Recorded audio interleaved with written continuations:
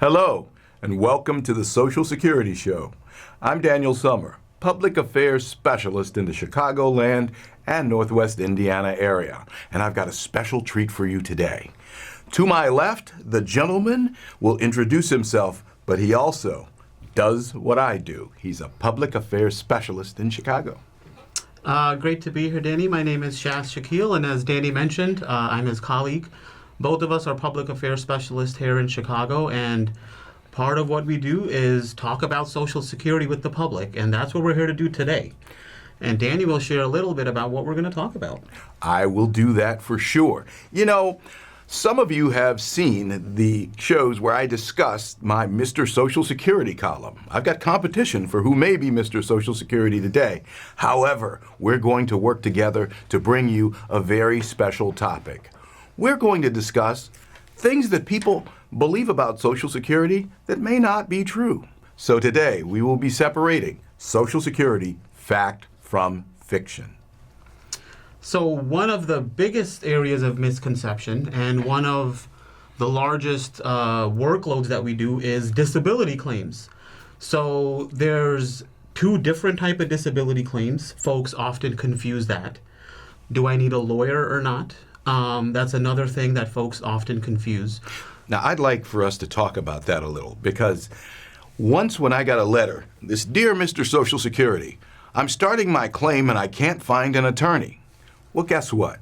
The disability process is set up so that you're able to do it yourself. But one of the biggest misperceptions we have is that you always need a lawyer to get a Social Security disability benefit or you'll be denied. Would you like to speak to that, Shazz? Because you, I understand, went to law school. I did go to law school, and I'm not doing Social Security disability claims, but I can explain to you the process. So a lawyer is not needed to file a disability claim. So there are stages in the disability claim process where a lawyer may be beneficial, or maybe a lawyer would help you at a hearing perhaps. But for an initial claim, the claimant, him or herself, can file that claim themselves as long as they're an adult, they're a proper applicant. We do have rules in place, right? But a lawyer is absolutely not needed. The process is actually designed for it to be simple enough for anyone to do it. We will ask you questions that you have the answers to. And in fact, if you hire an attorney, you have to give him the answers to that so he can give them to us. For example, we'll ask you about your illnesses, injuries, and conditions. You know that. We'll ask you about the medications or the medical facilities, doctors, hospitals, and so on, where you have been for medical treatment. After that, we'd have you sign what we call an authorization to release your medical information so that we can gather the medical records, send it to the Disability Determination Service, and then come up with a decision, whether you are disabled or not. So at that initial stage, you're giving us the information we need to make a decision. And disability claims, Danny, as you know, they're determined, you're filing for disability benefits because you're saying my disability is preventing me from working. So again, all of the information that's required on a claim, for example, if you're still working or when was the last time you worked, right? All of that stuff is part of the application process. But again, this information, it doesn't require an attorney. The claimant, him or herself, has this information. So whether you're applying on the phone and you're telling us the information by talking to us directly, or if you're applying online and typing it in on your online application, that information can come from the claimant.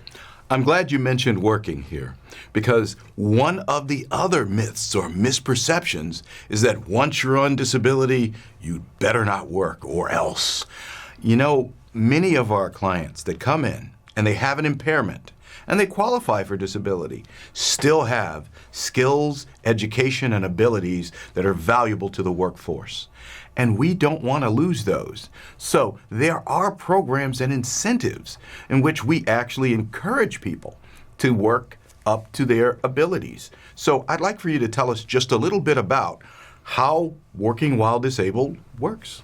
So that's another myth, perhaps, right? So we're here clearing up fact versus fiction. So what Danny mentioned earlier, that you cannot work and file for disability benefits or be approved for disability benefits, that's not true. You're still able to work and collect a disability check, right? Because again, keeping in mind how one gets approved for disability and the standard that Social Security is looking to establish, right? Your disability is preventing you from working substantially. It's not your disability is preventing you from working at all. So that's where some of that, reporting how much you're working and where determining whether it's substantial or not is a part of what we do in the offices every day. Let me ask you something, though, because let's just say someone begins working while receiving disability. Tell me a bit about the incentives, because, someone might be afraid to begin working for fear of losing their benefits. But is there a grace period or a trial work period that we need to mention here? So absolutely. So before we get into that, remember earlier I mentioned there's two different type of disability benefits. So there's different rules for working and receiving Social Security disability insurance, or SSDI, based on your work. And then there's different rules if you're receiving disability for SSI, or supplemental security income. So the disability that's based on your work, the SSDI, there's certain rules in place that allow you to sort of test out your ability to return to the workforce, right? Because, Danny, as you know, some folks get approved for disability and for 5 years or 7 years or 10 years, and they eventually heal and get better, right? So those folks, we want them to go back to work.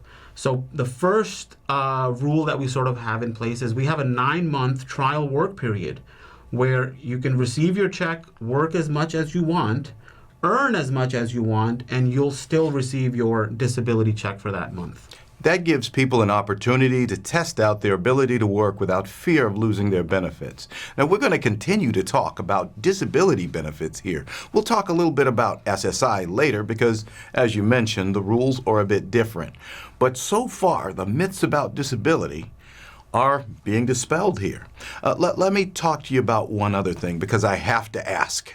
Because I've seen this fear, and it literally comes across the desk thousands of times a day across the country, is that if you get disability while you're young enough, whether that's 35, 45, 55, you get less money in retirement. And that seems to be a fear that comes across and causes people to hesitate and not file for disability. I'd like you to speak to that. So that's another myth, right? So that is actually not the case. If you collect Social Security disability, it does not impact your retirement benefits that you would be due later in life, right? So let's just imagine we've got an individual working from age 20 to 40 or 45, and you've worked 20 or 25 years, and you become disabled and you're unable to work any longer. You've certainly been paying into Social Security your entire career. So it would be sort of silly for us to say, okay, you've got to wait till 62 or 63 to collect your retirement.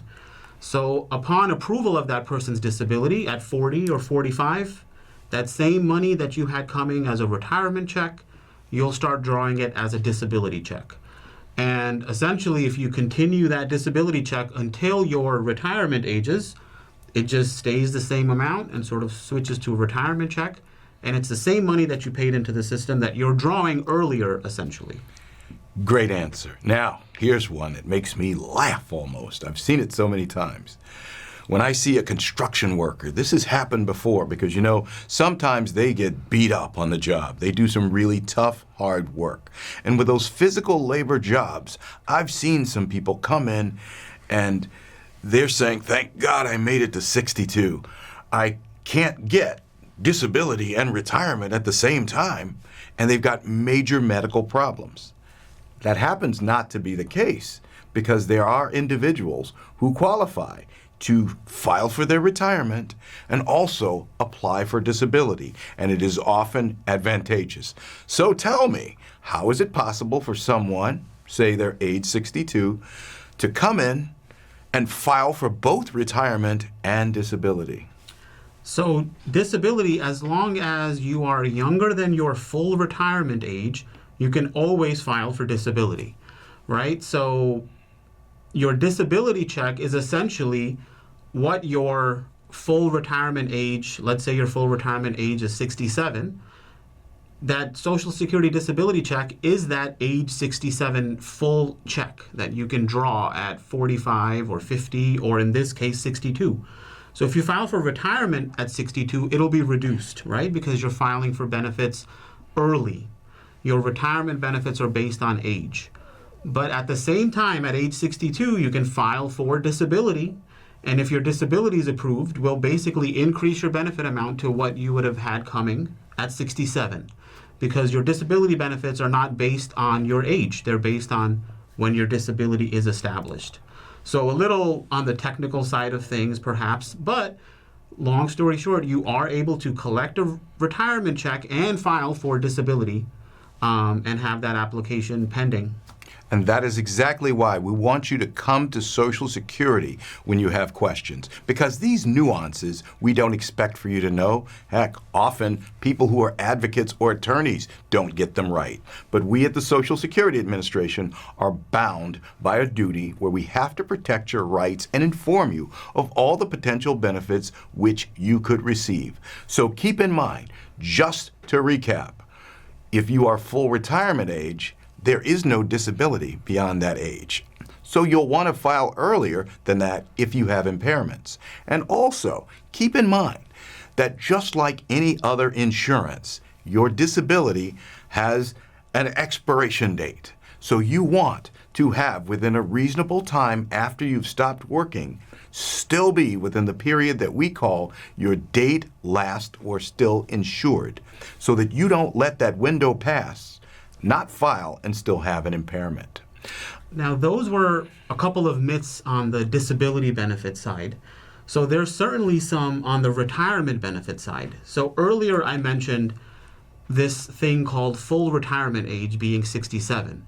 Now, Danny, that's a place where folks have plenty of misinformation. Is the full retirement age the same for everybody? Is it the same as your Medicare date? Good question. You know, the thing I hear most often, and that's a myth, is that full retirement age is 65. People get confused because people are eligible for Medicare at 65. However, it depends on the year that you were born. Social Security's original date of retirement was different than it is now, and people can file as early as 62 or as late as 70. But depending upon the year you are born, for example, when we talk about full retirement age being 67, well, that's for individuals who were born 1960 or later. Yep. Go back a couple of years and it'll be 66 and 6 months or 2 months or 3 months.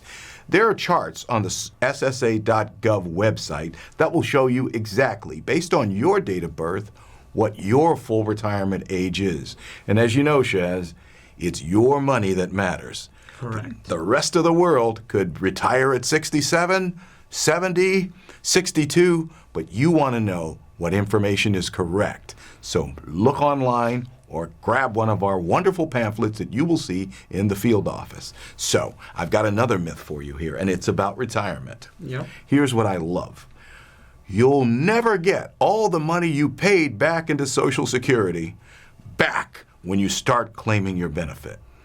That is a huge myth. So it's actually difficult to kind of understand how much Social Security benefits an individual is going to receive, because it depends on how long you stay alive. So that's kind of a sort of tricky thing to consider when you're starting your benefits, right? Because again, Social Security is your income for the rest of your life. If you live to 100, you'll get a check until you're 100 if you're due a check. So whether you start at 62 or 63 or 64, whether you're going to continue to work or not, all of these things are sort of considered a factor in how your return on your investment is, I suppose. And that's another area where folks sort of confuse your Social Security benefits, because it wasn't designed to be an investment sort of stream of income, right? So folks invest money in stocks or 401ks and you're looking at certain percentages coming back. Social Security is designed to sort of work a little differently, I believe. It's an anti-poverty program, but the numbers are in about that myth, though, Shazz. So let's talk about it. You'll never get everything you paid back. I think people greatly overestimate the amount they're paying into Social Security. It is 6.2% of your gross wages. Now, 6.2% is a little compared to what people receive. For example, if the typical worker works about 35 years, they pay 6.2% every single year of their wages. However, they receive more than that within 4 to 6 years when they go into retirement. And people generally stay retired between 18 and 20 years. So when you hear all of these things, I could have invested that money, it's not as much as you think. And Social Security is a safe bet. And as you mentioned, another thing, Social Security is not always looked upon as the program it was designed to be. It's an anti-poverty program. It's not an investment vehicle. This will make I'll probably get a lot of letters from financial advisors, but often they misunderstand the way the program works. So we want you to get your information directly from Social Security. You know, financial advisors often give great advice. I never challenge them on their knowledge base. However, I often end up trying to explain to people that, and here's a myth, everyone needs to wait until age 70. True or false, Shazz? That's another big myth that is absolutely false. So what Danny's mentioning is you can delay collecting your retirement benefits beyond your full retirement age, right? Instead of collecting at 67 or at your full retirement age, you wait a couple of years and sort of accrue these credits, which would give you a higher benefit amount. So you would pass up, a $2,000 check for a year or two to collect a $2,300 check starting at age 69 perhaps. So again, there's break-even points folks have to consider when they're thinking about all that. But when you are thinking about that, you're kind of also putting into the equation your life expectancy, I suppose, right? So again, that's why your Social Security decision should be a personal decision based on knowledge and facts and understanding of your earning record and understanding of some of the rules that we're talking about today, and then also dispelling some of the common myths. Exactly. Health, longevity, and there are people who may have a home paid for, a good retirement pension. It may or may not actually be worth it to just continue working for the sake of waiting until age 70. So you want to think, am I going to just travel the world, tickle my grandchildren? There's value in those things as well. And the Social Security Administration and its programs are designed to secure your future. It's not necessarily a wealth-building vehicle because it was never designed that way. But there's nothing wrong with accumulating wealth. I hope to do it someday, Shazz. Absolutely. However, the myth that Social Security is a vehicle that you always are better off if you wait until age 70 has caused me to see a lot of people pass away before they get their benefit. And I have to pay the spousal benefit. And I've heard spouses often say, I told him we were financially secure. We could have spent these last 4 years while he kept working together. So weigh your options. It's a myth to think that there's one best age to apply for Social Security. Correct. And it's a myth to think that your situation is going to be exactly the same as your neighbor's. Because as we explained earlier, your full retirement age might not even be the same as your neighbor's, right? So automatically, both of your scenarios are different. So understanding the rules, understanding the dates, and I've heard folks say, where can I find this information out, Danny? So can you share with us how easy it is for folks to access some of this information? I sure can, Shazz. And you know what? When you mention neighbors, friends, neighbors, and everybody around should be doing the next thing here. We have online services that are designed to help you make the best decision, whether it's age 70, whether it's a spousal benefit, whether it's applying for disability, or any of the things that we talked about here today. There are ways for you to go digital with the Social Security Administration, and Shazz, you will tell us just a bit about that, right? And in order to go digital and access the tremendous benefits of our online services, folks have to create themselves a My Social Security account. Now, these My Social Security accounts have been around for over a decade. So folks have had them, been using them. We're slowly expanding what you're able to do online, right? So some of your meat and potatoes business with Social Security, applying for a replacement Social Security card, getting a income letter to show your landlord, getting a 1099 tax statement to do your taxes, to file for retirement benefits, to file for disability benefits. All of that stuff can be done online. And again, in order to do that, you have to create yourself a My Social Security account. And just a second, if I may, Danny, folks should be aware that there's two ways to make an account, right? So we have two sign-in credentials. We have something called login.gov, and we have something called id.me.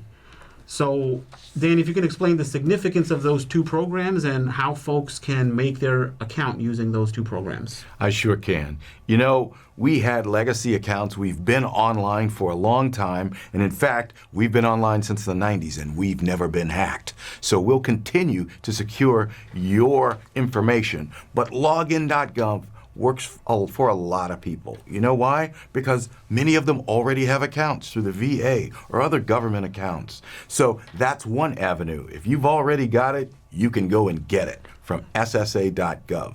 And also, if you're talking about ID.me, hey, if you have trouble with getting one kind of account, you can try the other one. So if login.gov doesn't work for you, ID.me will be your way to access Social Security Administration's programs and services. You can plan for your retirement. You could look at your earnings record. You could make sure everything is right. Because you know, Shazz, they used to send those documents in the mail every year around somebody's birthday. Well, guess what? Every day's your birthday. You can get the information at your fingertips about what you'll receive at full retirement age, at age 62, or whenever you want to retire. What you'd get if you become disabled. What your loved ones would receive as spouses, or if you met your untimely end. So don't delay. Go to ssa.gov. Choose one of those, and we will be with you, because Social Security is with you through life's journey. Thank you so much. And again, if folks need help creating that account, please call us. Please visit our office. We can send you information via text, or we can send you information via email. So Danny, it was great being here with you today. I personally have a My SSA account. I know you do. I know the lovely folks in this television studio probably do as well. So please make yourself one today. We'll be back once again very soon with another bunch of interesting topics here on the Social Security Show. Thank you for your attention.